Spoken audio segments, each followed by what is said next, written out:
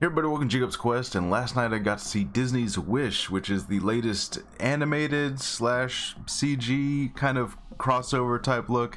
And I think there's been a lot of discussions about the way this movie looks because, they're definitely trying to harken back to, original 2D animation while obviously using a lot of 3D elements, or maybe the entire thing is doing that kind of weird I don't know if you want to say Spider-Verse type of thing, where like it's obviously 3D models, but they designed it in such a way to make it sort of look like parts of it could be 2D, maybe the backgrounds. But in any case, this was an interesting one. It was marketed as like, 100 years in the making, and that whole Disney 100 thing they've been doing all year, right?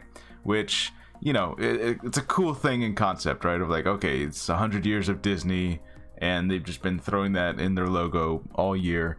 And this movie feels like the culmination of that, because more than I think any Disney movie I've ever seen, this thing is just making constant overt references to old school Disney. Like there's Snow White references and Peter Pan references and Robin Hood and Bambi, and there's just like all of that is in here, right? Like, and so the first thing I tweeted after I saw this movie, I was like, okay, the breakdown like Easter egg videos are gonna be pretty good for this one, because I know there's stuff I missed, because it wasn't until about 30 minutes in that I realized what they were doing. One of the characters gets hit on the head or something, and they flop their ears, just like what's his name, one of the dwarves, Dopey, I think is his name, Dopey.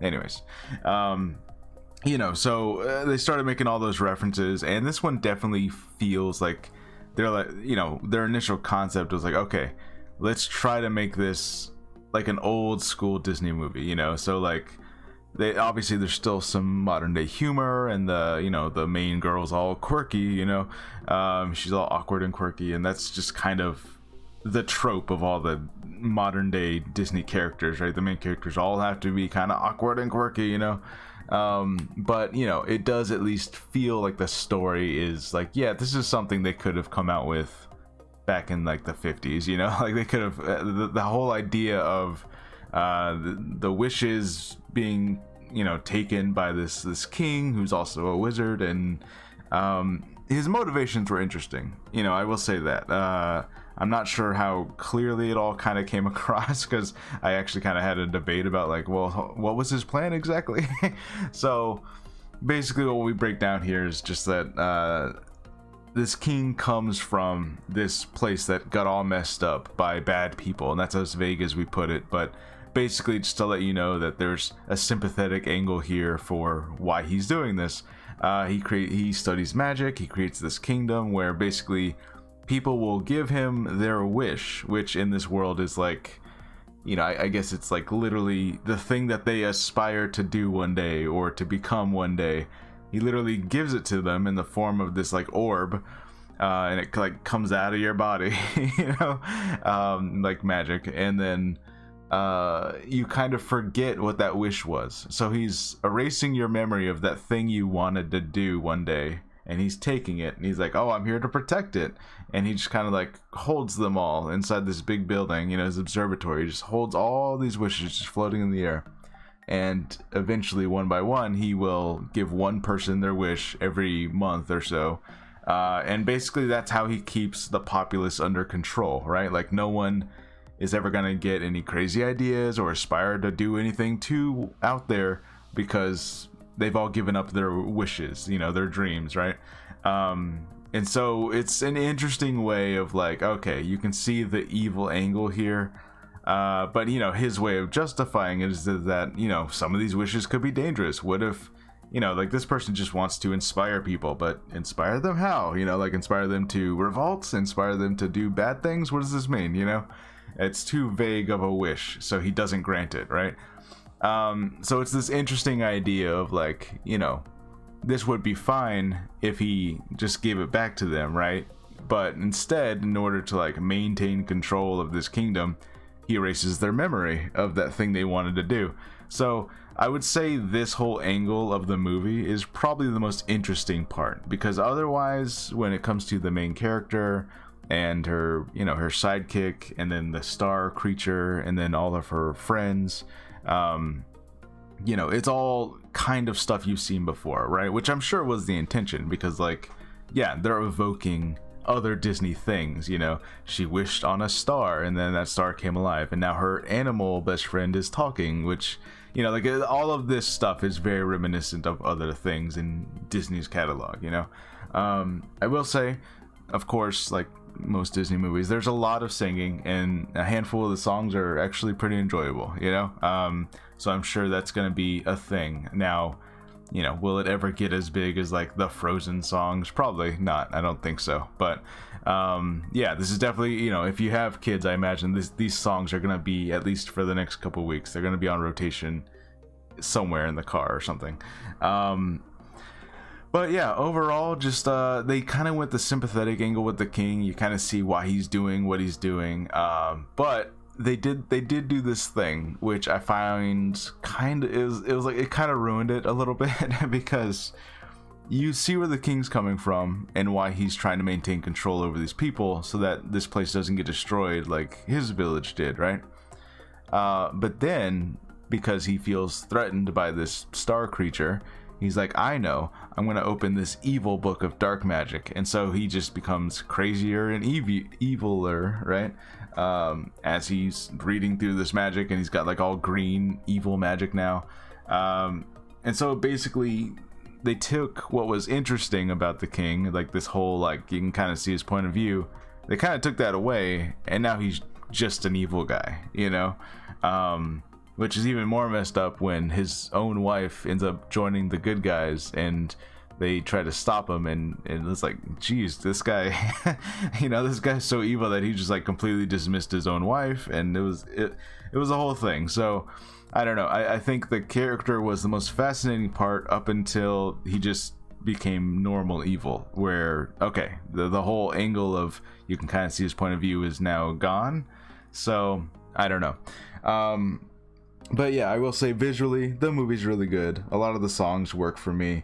The concept is interesting in that, like, you could almost read this movie, especially the way it ends, you could almost read this movie as some sort of weird, like, origin story for all of the Disney stuff that's happened in the other movies. And what I mean by that is, this star creature is in the forest, and he brings all the animals and the plants, and everything can talk, and everything is singing, and they all like are all the trees are sentient now, right? And then later on, by the end of the movie, the main girl, the star creature, gives her a magic wand and a blue cloak, and it's like, oh, you can be our fairy godmother, right? So you can see where this whole thing of like, okay, this is almost an origin story for the fairy godmothers that we've seen in other movies, and the talking animals and the talking trees that we've seen in other movies. And they show a character who, like, this one person's wish was to fly, and I forget what they said. They said something like, oh, well, this guy over here, he's trying to fly around the world, and he's dressed exactly like Peter Pan, So I'm like, okay, it's not literally those characters, but the homages are getting to the point where it's like, okay, you can almost see like this is some kind of weird inspiration for those other stories that happened, like maybe in some other part of the world, those, I don't know, the talking animals in Cinderella, right? Like, or no, I guess she makes them talk in that movie. But anyways, you could be like, okay, this is where the fairy godmother comes from. This is where she gets the idea for this and the idea for that, and all this other magic stuff happened in these other movies. But in any case, yeah, I don't know. I think a lot of people are gonna enjoy this one. I will say the animation, as much as I liked it, there were some parts, I think, when they're moving pretty frantically, where it almost felt like I was supposed to be wearing 3D glasses. You know how you have, like, when you're watching a 3D movie, it has like that, almost, the lines are almost doubled a little bit, like that indication of like, oh, you're supposed to be wearing a 3D because this is supposed to be popping out of the image. Some of the animation, because it's doing that weird 2D 3D effect that it's doing, there were points where I'm like, this is not a 3D movie, right? Like, I'm not I'm not in the 3D showing of this, and I wasn't. I made sure. But there were moments where I was like, it almost looks like this is the part where I'm supposed to put on the glasses, because I don't know. So that might bother some people. You know, I can see where like there's moments where I'm like, I don't know if the animation style is working here. You know, maybe I kind of wish they just did a 2D movie. You know, so I don't know. But yeah, in any case, I think the references are fun. The art style is really good. The music's good. And the bad guy was interesting until they just made him just normal evil guy that has no redeeming qualities anymore. And yeah, the main girl, I think, you know, she's awkward and quirky. She kind of just fits in with all of the other, you know, I guess I'm just waiting for a main character to be something else, you know, because how many awkward, quirky main characters have we seen? And it feels like the modern thing to do, you know, like it used to be that, like, you know, back in the 50s that every main character was a princess of some kind, and now from the, you know, from the early 2000s onward, like everyone's got to be kind of awkward and quirky, and oh no, I'm I'm fumbling my words in this social situation, oh, you know, and that's their personality, which, okay, that, yeah, I've met people like that, but I don't know, it feels like we've seen that a couple too many times. But anyways, yeah, so that's Disney's Wish. You know, I'm sure children will really like this one. I don't know how it's going to perform in the box office, you know, like this has just not been Disney's year. You know, speaking of the 100 years, for some reason this year has just been really rough on Disney. I know the theater I was in, it was not exactly packed, you know, I'll say that. So I don't know what like the projections of this movie are supposed to be box office wise, but yeah, I found it a perfectly serviceable, enjoyable movie. It had some really decent jokes in it. The songs were fine. You know, I will say people found the goat and the star to be really cute, so expect that merchandise everywhere. You know, that's gonna be probably for the next 6 months, like goat and star creature, just every aisle you go down in the Target, it's just that, you know. So anyways, yeah, let me know what you guys think about Wish. Are you planning to see it? You know, are you at least interested to see if you can catch all the little Disney homages that they put in the background? And yeah, I don't know, do you think that this is gonna be like their thing now, you know, because for the last, you know, 2 decades it's been CGI movies, and now we've kind of hit this point where, because of things like Spider-Verse and the Ninja Turtles movie, and now this, it's like that kind of hybrid is becoming more and more common. So I wonder if like this is the direction we're going, you know, like they're trying to blur that line of 2D 3D stylistically kind of thing. So anyways, yeah, let me know what you guys think about Wish, and I'll see you guys next time. Bye.